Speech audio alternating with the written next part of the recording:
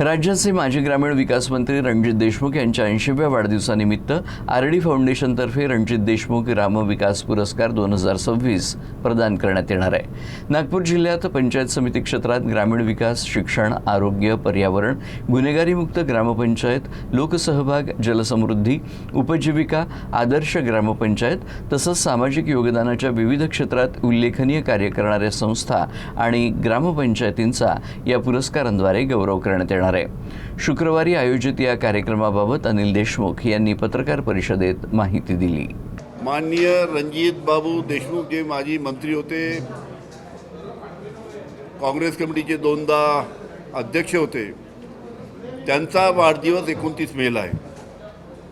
आणि त्यांच्या या वाढदिवसाच्या निमित्तानं रणजित देशमुख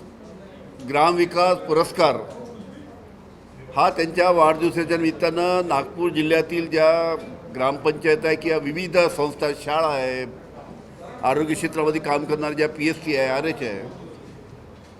किंवा उत्कृष्ट काम करणाऱ्या चांगल्या ग्रामपंचायत विविध क्षेत्रामध्ये त्यांच्यासाठी हा पुरस्कार रणजित देशमुख ग्रामविकास पुरस्कार हा 9 ग्रामपंचायतला आणि काही संस्थांना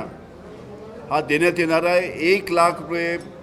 प्रत्येकाचा 1 लाख रुपये आणि प्रतिज्ञापत्र देऊन माननीय मुख्यमंत्र्याचे असते त्या सर्व 9 ग्रामपंचायत आणि बाकी विविध संस्था आहेत त्यांचा गौरव करण्यात येणार आहे, त्यांचा सत्कार करण्यात येणार आहे।